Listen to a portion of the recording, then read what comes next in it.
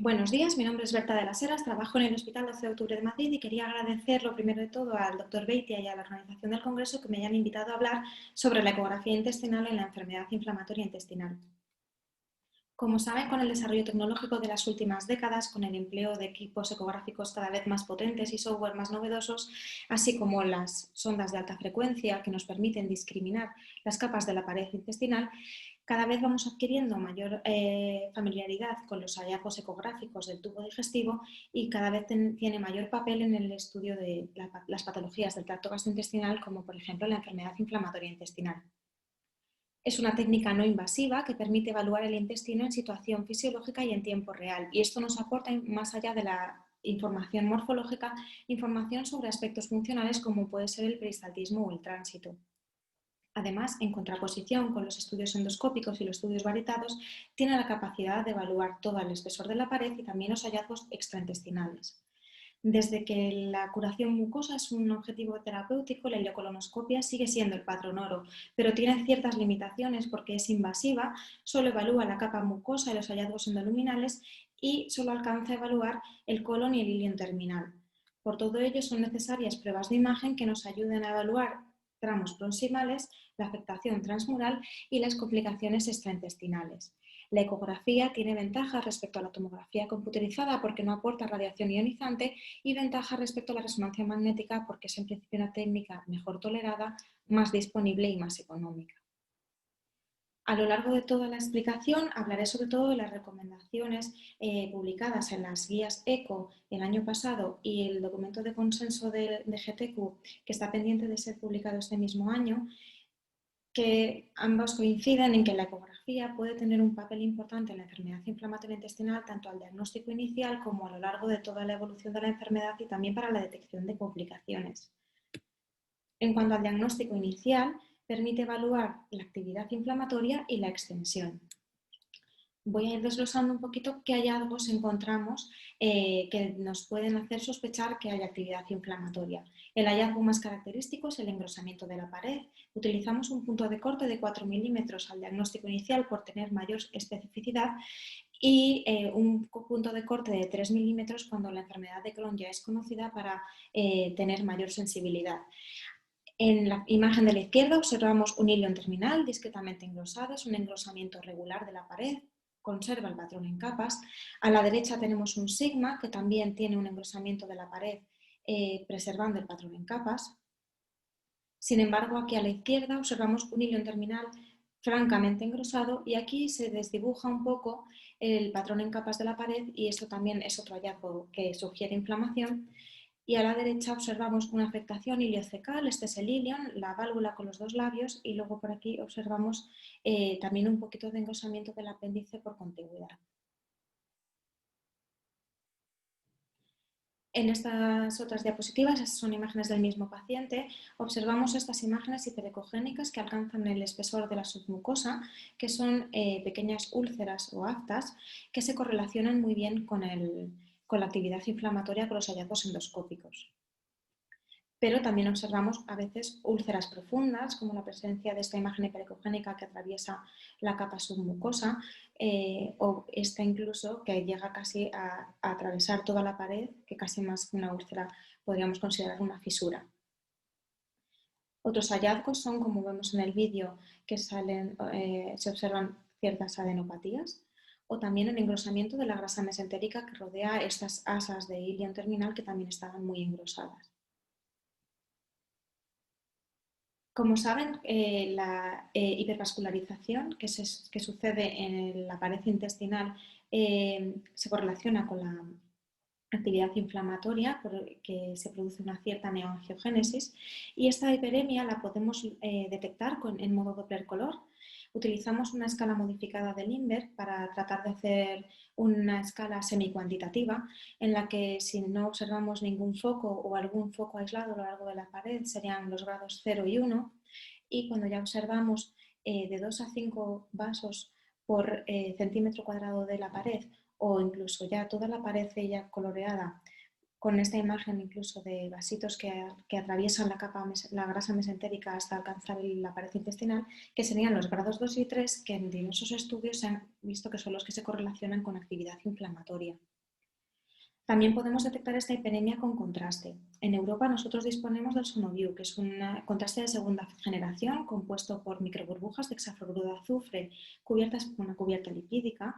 Estas microburbujas tienen el tamaño similar al hematíe, por lo tanto nunca salen del tejido vascular, siempre permanecen dentro del torrente sanguíneo. Y una vez que la capa de lípidos se diluye, el gas difunde y se elimina por vía respiratoria. Esto hace que no sea nefrotóxico y que tenga un elevado perfil de seguridad. Tenemos distintas maneras de evaluar una ecografía contrastada.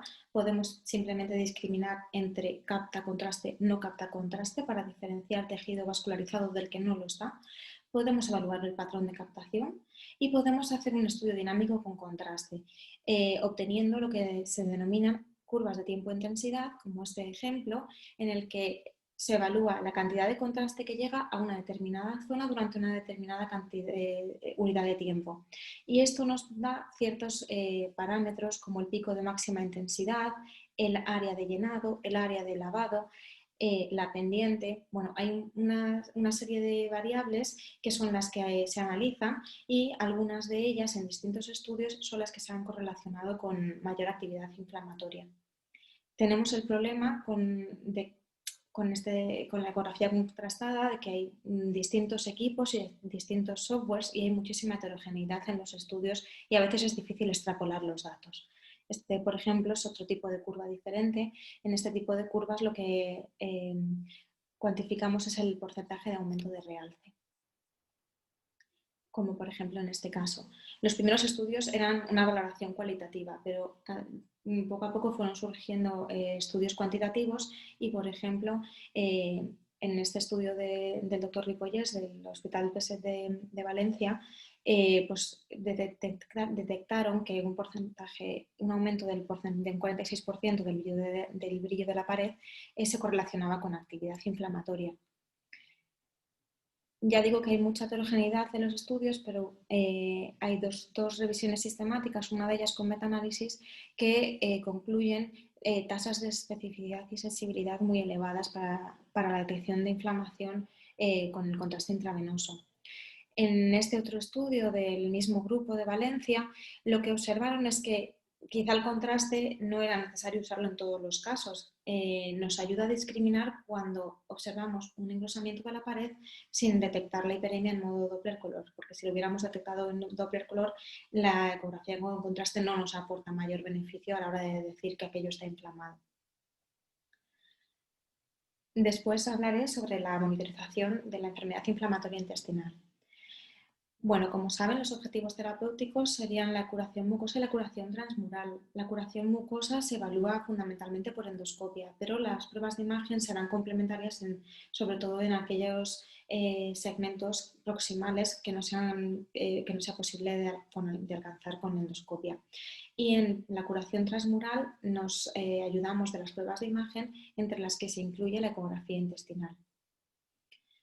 Entonces, ¿cada cuánto tiempo haríamos una ecografía a pacientes que están estables, que permanecen asintomáticos? Bueno, pues como comentaba previamente, sabemos que la disminución de la inflamación en una prueba de imagen es a día de hoy un objetivo terapéutico y que existe mucha discordancia clínico-patológica en estos pacientes. Además, la calprotectina tiene un escaso valor en la monitorización de la enfermedad de Crohn que no sea de colon, con lo cual debemos tener en cuenta la ecografía como una técnica inocua que aporta mucha información y que podría estar indicada en estos pacientes. ¿Cada cuánto tiempo hacerlo? Pues no está claro. No, eso todavía no está por determinar, pero quizá cada 6-12 meses es lo que estaban proponiendo en el documento de consenso de GTQ. Pacientes que tengan síntomas, la ecografía nos va a ayudar mucho, sobre todo a discriminar si estamos ante un brote o ante otras causas de los síntomas, ya sean causas relacionadas con la enfermedad de Crohn o causas que no tengan que ver, ¿no? Que sea casualidad que ese paciente pues ahora a lo mejor tiene un proceso viral. Entonces, un paciente que tenga síntomas, la ecografía nos podría ayudar a discriminar si tiene o no tiene brote y si tiene brote, cómo extenso es e incluso qué gravedad tiene. Si son pacientes cuya enfermedad es fundamentalmente de colon, quizá la endoscopia sigue siendo la primera prueba de imagen a pensar en ella y las pruebas la primera prueba diagnóstica y las pruebas de imagen serían complementarias, pero cuando la enfermedad es de intestino delgado, pues se proponen las pruebas de imagen entre las que se incluye la resonancia magnética y la ecografía, más o menos la cápsula endoscópica, que sabemos que tiene también ciertas limitaciones en estos pacientes si tienen antecedentes de estenosis y demás. En el METRIC lo que se vio es que la resonancia magnética y la ecografía tenían una altísima sensibilidad ambas para detectar la presencia de enfermedad. Sin embargo, es verdad que la resonancia magnética es un poquito mejor a la hora de evaluar la extensión y la tomografía computerizada la deberíamos dejar reservada únicamente para urgencias. Un ítem importante en la monitorización de la enfermedad es la monitorización de la respuesta al tratamiento biológico, porque la ecografía contrastada permite, hay ya varios estudios que se han ido publicando a lo largo de los últimos años en los que se observa que cambios en la cuantificación de contraste muy precozmente, en semanas a las 4 o 6, según los estudios, 4, 6, 8 semanas, es capaz de predecir la respuesta al tratamiento a largo plazo. También es útil la ecografía en la evaluación de la recurrencia posquirúrgica. Sabemos que estos pacientes, a lo largo de la historia natural de la enfermedad, un alto porcentaje de ellos va a acabar requiriendo una cirugía y la resección de algún segmento intestinal, y la mayor parte de ellos, o bastantes de ellos, podrían acabar teniendo recurrencia o bien en la anastomosis o en tramos proximales, de manera que son pacientes que necesitamos estar muy encima y tenerles bien controlados. La endoscopia sigue siendo el patrón oro, pero la calprotectina fecal, la ecografía, la resonancia y la cápsula son alternativas no invasivas que nos pueden aportar y ayudar mucho, sobre todo cuando la afectación es de intestino delgado. Este es un ejemplo que tengo de una anastomosis, ese era el segmento ileal, esto ya es intestino grueso y se observa un engrosamiento de la pared del ilion neoterminal. Los hallazgos ecográficos en la recurrencia posquirúrgica son similares a los que observamos en pacientes no operados. Los hallazgos que sugieren inflamación son los mismos: el aumento del grosor de la pared, la alteración de la estructura en capas, la hiperemia, que ya o bien se puede detectar en modo Doppler color o nos puede aumentar la sensibilidad el uso de contraste. Y por último, la ecografía es útil para la detección de las complicaciones. En cuanto a la estenosis, la ecografía tiene una adecuada sensibilidad y especificidad. Es cierto que cuando la sospechamos, por ejemplo, como en este caso, que observamos un segmento engrosado con una dilatación preestenótica mayor de 2,5 centímetros, y esto nos hace sospechar que este segmento está estenosado, el empleo de contraste oral, que habitualmente se utiliza polietilenglicol, hacemos una exploración basal, administramos al paciente entre 250 y 750 cc de polietilenglicol y lo evaluamos entre 20 y 30 minutos después. Eso aumenta mucho la sensibilidad en la detección de estenosis. Otra cuestión importante en las estenosis es la diferenciación entre fibrosis e inflamación, ya que el tratamiento sería radicalmente distinto. Lo cierto es que estas estenosis la mayor parte de las veces son mixtas, pero bueno, quizá con la ecografía en modo Doppler color, si detectamos hiperemia, o igualmente con el contraste intravenoso, si somos capaces de cuantificar la llegada de contraste en el segmento afecto y nos da idea de que ahí hay una hiperemia. Incluso cada vez hay más estudios que van saliendo acerca de la elastografía, pues de esa manera podemos tratar de discriminar si hay o no un componente inflamatorio, un mayor o menor componente inflamatorio. En cuanto a las fístulas, aquí sí que la enteroresonancia es preferible por ser más sensible, aunque en ocasiones se observan muy bien, sobre todo si no son demasiado profundas. Debemos tener en cuenta que con las ondas de alta frecuencia tenemos muy buena resolución de imagen, pero en segmentos de escasa profundidad, con lo cual en pacientes obesos o en afectación de tramos más profundos, la ecografía perdería sensibilidad. Pero bueno, en esta ocasión, en esta imagen observamos dos asas intestinales, ambas engrosadas. Como ven, efectivamente la que está más anterior se discrimina mejor, se observa mejor, con mejor resolución, que la que tenemos más profunda, que se observa un poco peor, pero se ve clarísimamente este tracto hipocoico con estas imágenes hiperecogénicas que reverberan en su interior, que esto es una imagen de una fístula enteroentérica. También es útil la ecografía en la detección de masas inflamatorias y de abscesos. Tengo un par de ejemplos. En esta ocasión tenemos un absceso que por la parte anterior, la verdad que es una imagen muy heterogénea, de difícil discriminación. Sí es cierto que en esta otra zona parece observarse una pared y estas imágenes hiperecogénicas que reverberan podrían ser gas ectópico y al administrar contraste, lo que sí observamos es que se delimita mucho mejor el tamaño del absceso y que en el centro de la lesión no se capta contraste, con lo cual esto es un tejido necrótico avascular y eso es lo que nos da idea de que esto es una colección abscesificada y sin embargo sí que se observa captación del contraste periférico a la lesión.